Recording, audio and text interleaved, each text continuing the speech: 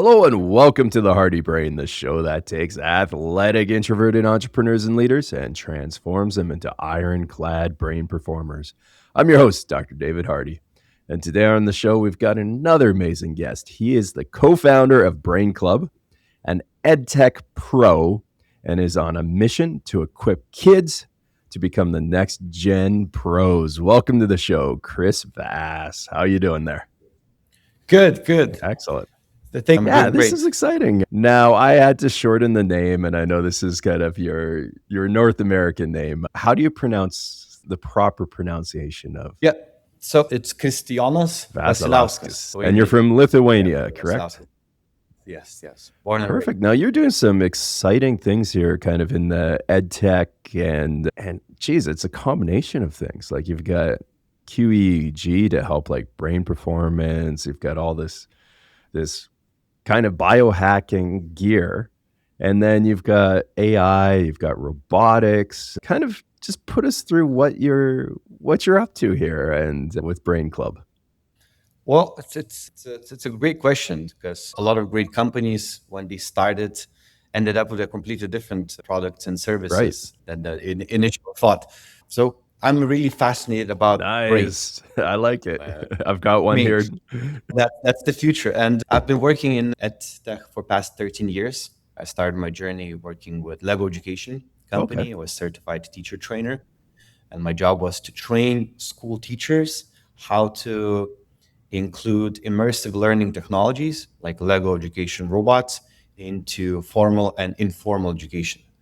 And by doing that, I was fascinated most of my time by robots and the potential that you can do with technology. Okay. And how incredible it is that we can bring quite advanced technologies that we're only able to see in movies and TV shows to schools, and especially to kids from as early as age of 4. Oh, wow.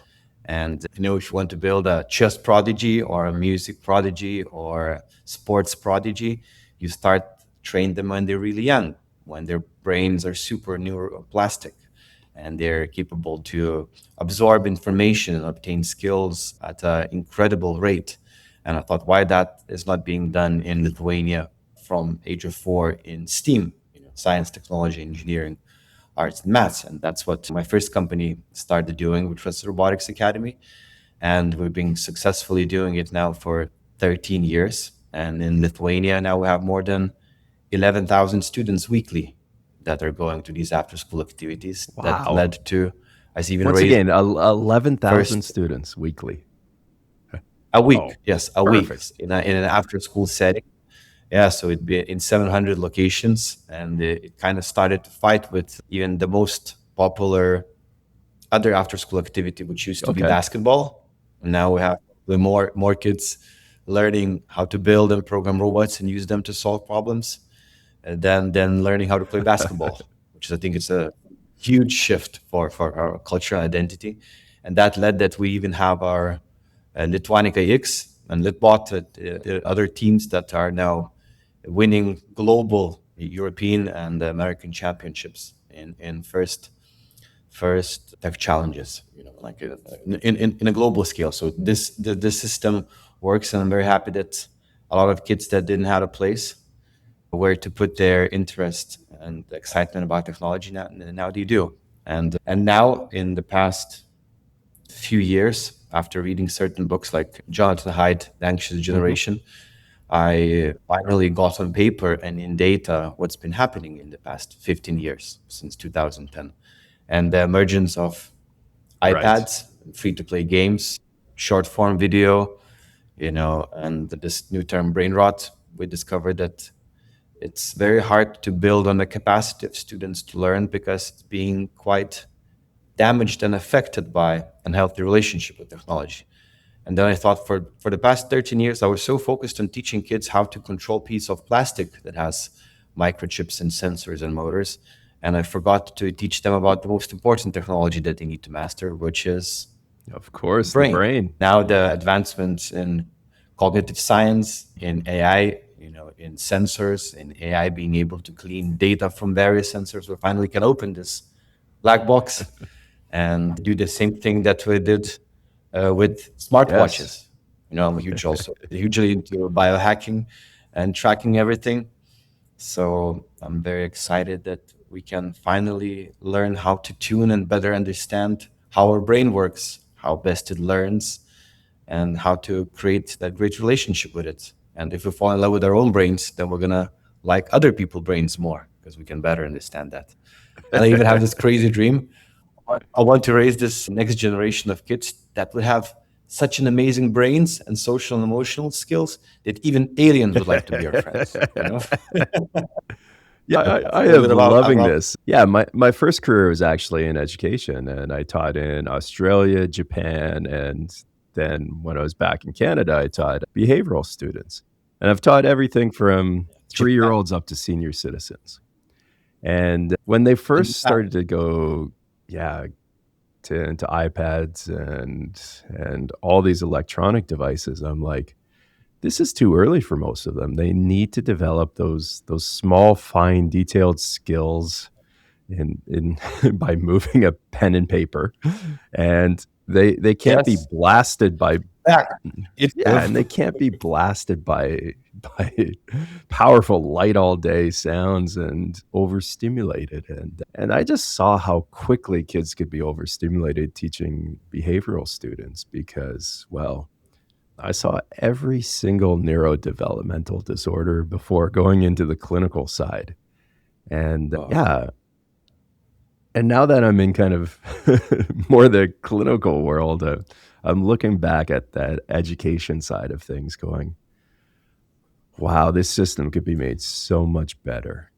What are you seeing in Lithuania? Because I know you guys are also got some pilot projects in Chicago and all the yeah. discussions you've heard kind of globally. Who's kind of leading this race to get kids functioning at a better level with, as you put it, a healthy relationship with technology? A healthy relationship and how we call it becoming brain Yeah, machines. You know, everyone's like so focused on the physical side of the body, which is tremendously important for the brain development. But only when you become conscious about things, then you start to change them. And I think we're not thinking enough and teaching enough and learning enough about the brains. And actually, the co- the country that is leading this is, for my personal opinion, is China. yes, Chinese education, and I don't know, is it because of their size? Is it because of their policies, or not being afraid to build everything from beginning? They just completely remodeled their schools. right, And imagine their teacher works one teacher with up to 30 to 40, maybe that's sometimes 60 students in primary school, and they have to sync everyone up. So I love how they integrated synchronous movement. They like they do a bunch of cool physical activities and synchronized dancing in a group setting to set everyone in the same brainwave huh, pattern. They realized the importance of physical exercise and learning. They also implemented AI very strongly, from the first grade and also even from kindergarten. So I think China is onto something. They're moving very fast on scale, and they do everything based on cognitive science. And now I think the rest of Europe is trying to catch up, and the United States is also seeing this, that the promise of unsupervised right, technology bring to young kids is did not fulfill it. This experiment failed, yeah. but is there a thing a failed Well, experiment? We well, just aren't got we data. seeing like brand new lawsuits being launched against some of the big tech companies in the U.S. right now? That what they were Yeah. doing was the complete opposite direction, wasn't it? What's kind of your thoughts from what you've seen with that then, and kind of the bad side of Well, tech so far? well, the thing is, I'm always a huge advocate of being responsible for your Yes, own yeah, actions, like as an adult, even as a teenager, as a parent for your kids, and to be just very mad on the big tech that they created a product that was too good to be true. yeah, If an app is free, then you're the product.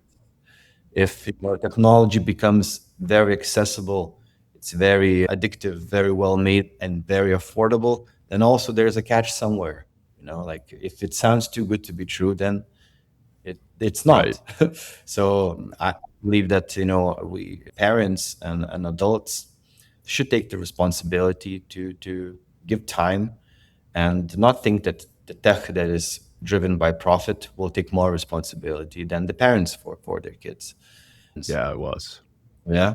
It was about friends, about stories, but it was free, and it was phenomenal world opening tool that you can connect with various groups, keep in touch with friends. Because I graduated my first high school here in the United States in Okay. Jacksonville, Florida, and then back to Lithuania, and that helped me to keep in touch with them. And then went to England to study for my bachelor's degree. And to have these free to use social media tools was very Oh, helpful. yes. Yeah. And then came up, and then the Instagram became, how to say, from a visual diary into something completely else. And then we had the emergence of TikTok, which blew us all away, in 2020s. It was like, oh, this is like completely different social media. Wow, it's so fun, but it's super weaponized and so addictive that people couldn't stop. I think that was the turning point with TikTok and short form videos. And now we see all the major companies of social media have some type of video short form content that is super weaponized against our brain, especially when you figure out how it's being developed by studying gambling Right. addicts. Yeah. And yeah, like what so I have two points of view on this matter. Is first of all, yes, this was gradually weaponized to be as effective as it is right now, and not everyone was gradually educating themselves about how to deal with this. So I make all sides responsible, because nobody is looking for the guilty ones. Let's better look for responsible ones who will take matter into their own hands and change Yeah. things and not be mad. I love that aspect. And yeah, you're seeing all this unfold and develop, and then you're like, well, no, I'm going the complete opposite way here. And I'm gonna get involved with kids and develop that healthy relationship with because this is a tool, and yeah, It's a and tool. it's supposed to enrich our lives and make them better and not turn people into into addicts and just It, disenfranchised or it yeah. is. Have you ever But been brain rotted by yourself? Have you had these moments when you like open up and like, whoa, where did an hour oh, disappear? all the time. Yeah. Yeah. I think me And too. Me too. other times Oh, it was like, why am I flipping through the same stuff? Like right now, I'm like, I'm not interested in this right now. Why am I still flipping through this? but, but if you're Yeah. curating it, like my Instagram is now became a learning and inspiration Perfect. place. People, I just, posts and really good topics, especially by scientists, by cognitive science, neuroscientists, you know, mm, various entrepreneurs that really share some good stuff. So if you curate the content that you're being exposed to, I think it could be used, but probably you need to reach certain level of maturity to be able to Right. do that. Yeah, and I think the And biggest one too then is to give, how do you program it to have a time limit that doesn't leave people like, no, I still yeah, need that, more. that, that Like, how yeah, does it the slowly blindness wean thing is down that wow. there's an ending and that it's an Yeah. appropriate amount Well, of time? oh, yeah, and one very very practical tactic for me to de-weaponize Yeah. my phone was from Jonathan Haidt's book, The Amazing Okay. Generation. Is that just grayscale? Ah, okay. You put your phone to grayscale, and Yeah. that's it. You don't see the colors, you don't see the red notifications popping up, and you kind of de-weaponize your phone. It's not as engaging and attractive to spend time or look Ah, into fair it. enough. So make it black and white, and it's not so dangerous anymore. Slightly less dangerous, that's for Absolutely. sure. Uh, Well, what have you seen with the kids that have been in your program? So, yeah, you've got 11,000 kids per week coming through. Yes, yeah. And of course, this is a generation that is never known anything other than the tech world. And what are you seeing then when they go through your program and kind of walk us through? Okay, well, what's the program like? And then yeah. How are these kids reacting? Obviously, they're coming back. They're loving it. Yeah. So majority of the kids that are going to our after school programs in Lithuania now, we're expanding in Ireland, Dublin, Okay. and in Chicago. It's our first season. And we have 10 schools here in Chicago, 10 schools in Dublin, and around 700 schools in Okay. Lithuania. It takes time to build trust, credibility, adjust a product to a new market. And because majority of the kids in Lithuania are from 4 to 7 years old, so they're very into Legos. So finally, we show them that iPad is not just a passive consumption tool, but it's a tool to create and command technology, Ah, because they use iPad for building instructions. Their two kids are sharing one robot and one iPad. They have, a beautifully crafted story based on United Nations Sustainable Development Goals challenges that are inspired by real world challenges, and they become, heroes and helpers in those stories to craft solutions by using their favorite tools like Legos and making them come alive with okay. iPad. So it's a completely different paradigm shift. Is that, oh, so I'm not passively consuming information. I'm participating, I'm discussing, I'm reading out information, I'm working with a mentor and with my team members and classmates, and I'm using technology to create things and not to consume I love it. information. And that actually has a lot of cognitive friction. Like if you want to build a robot, you need to look for a part, look in the instruction, figure out in which position how to put it. And that cognitive friction, I think it's the right brain training, brain gym exercise for them to transfer in all the other domains, fit to their Yes. needs. And the students from grades third and sixth are entering into something more advanced, which is, the spatial Okay. computers. So a lot of people think it's virtual reality, but now it became Mixed mixed reality. reality. Yeah. And what is different compared to, iPads and computers is that it requires you to have an embodied Okay. experience. You hear, you see, and you need to move to make Yes. things happen. Perfect. So that movement and connection of all the different domains and sensors and senses just drastically improve, retention information, and you make something that's more beneficial than a game and more interesting than a lesson. Yeah. Simulation. So you create various simulations. You give them, logical tasks, escape rooms. You make them recreate sports, train their reaction time, focus, concentration, social and emotional learning, Is and there is there an aspect of imagination yeah. now in this versus that passive, Yes, just, yeah, yeah. bring it in? It, Imagine if kids like Minecraft so much, building it through hmm, iPads and computers. Now they can, craft their own shapes using virtual and mixed reality, or they can not only use Lego parts, but we just, as I like the saying, we remove the difference in distance between atom and a byte. okay. How so? If you use Lego robots, then you're limited by amount of parts in the box and their function. Yes.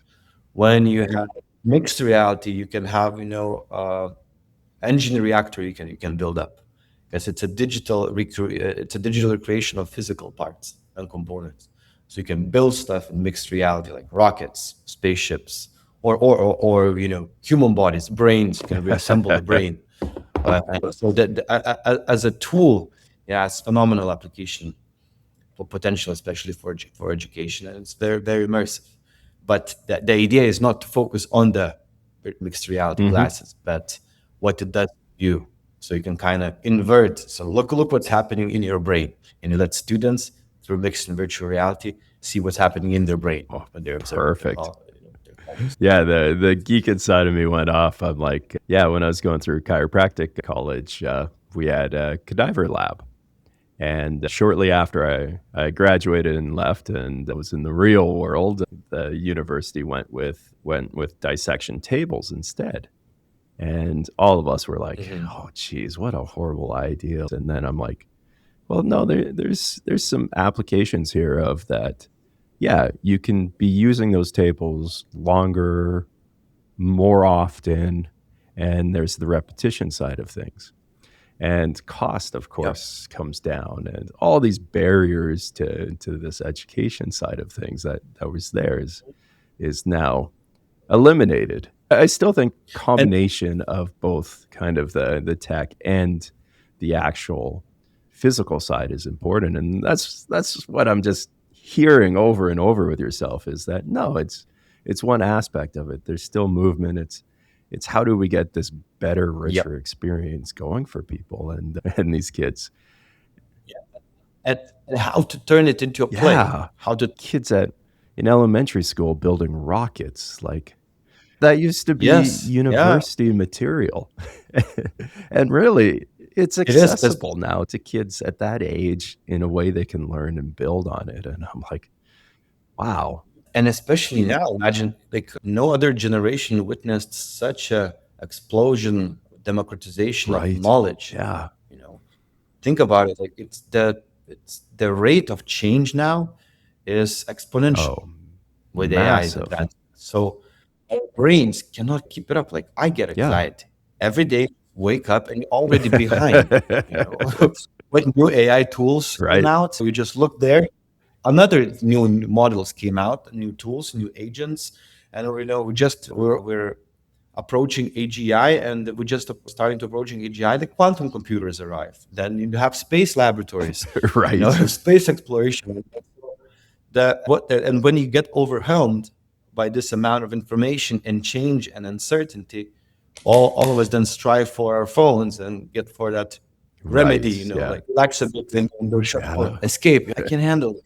Numb me down. Right. And I think it's the same as going for a marathon, but you don't have a trained body Yeah. for it. Oh, And zero so map that's for it. yeah, At least I do think that's kind of the human aspect of things. Yeah, we've mentioned creativity and that side of things, but it's that information is just so available that anyone can look it up, find the details. I think the yeah. real And now, skill that's needed right now is the big picture thinking.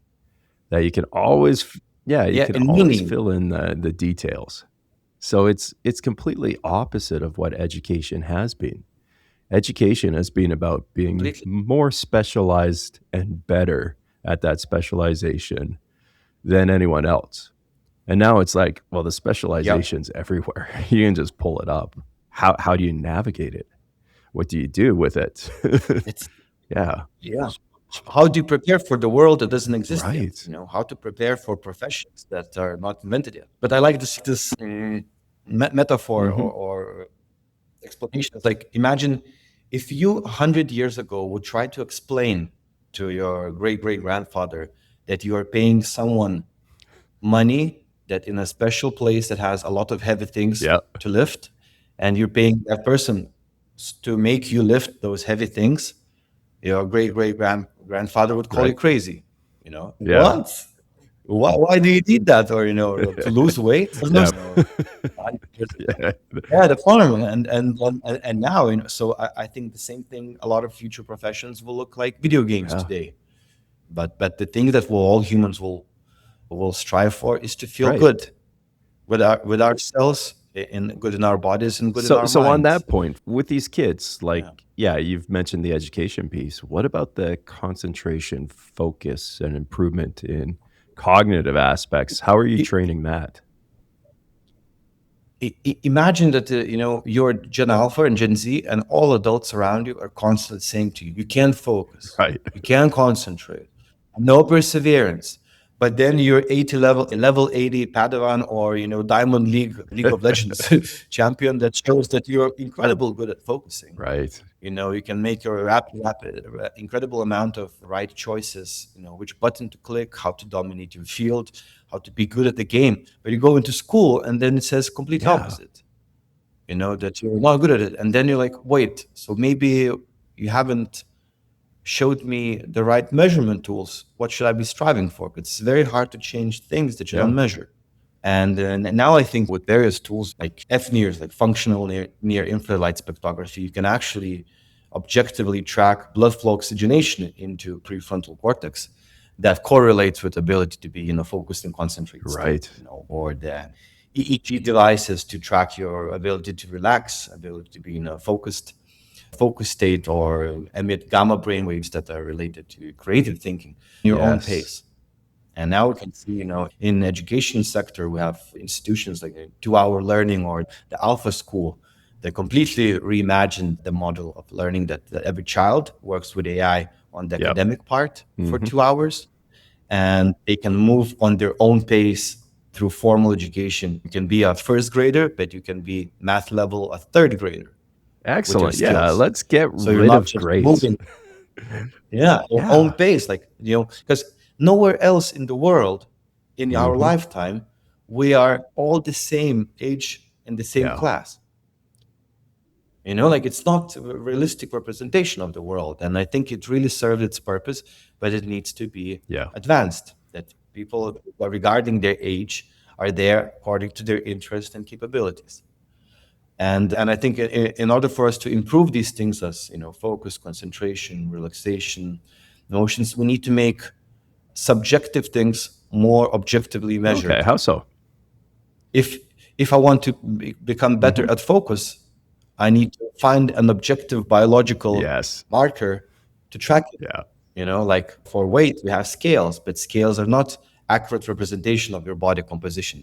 Then you go into smart scales that show your body fat, your lean body mass, your bone density, and everything. So I think these type of devices and tools should arrive, be developed for the Oh, brains absolutely. too. And yeah, and research even tells us To that different kids have different attention spans and that it's genetic there. Like we've looked at the SNPs, like, yeah, the sensitivity and Yeah, dopamine receptors, the production of it.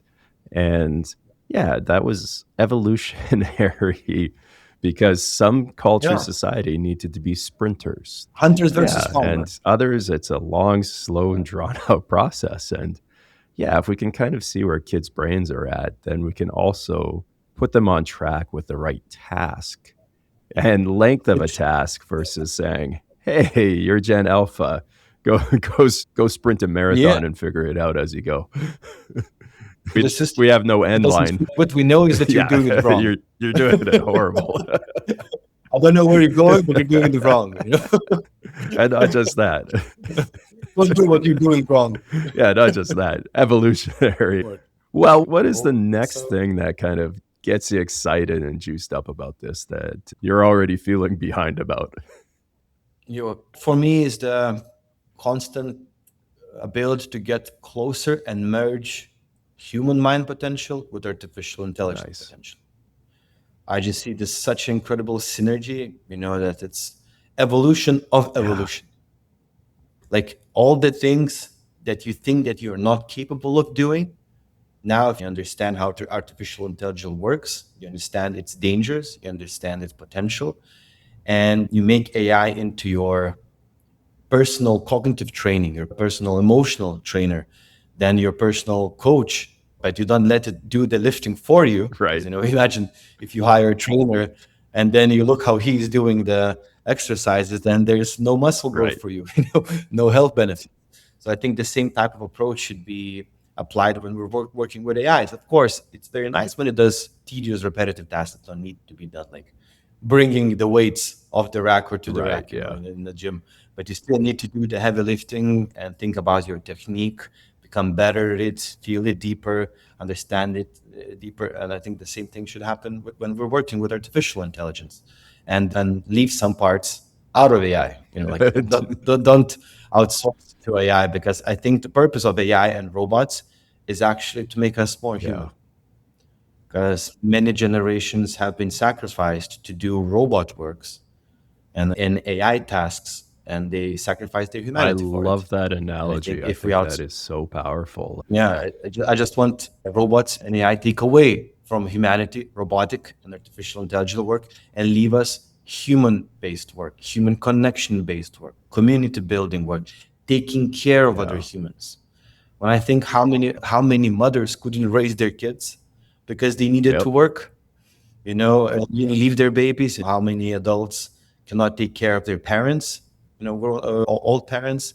How many people want to go into education but couldn't because of the economical incentives? And how many people would like to be, musicians and community builders, but just decide to do more, how to say, industrial and automation and Right. roboticized work just for the economic incentives.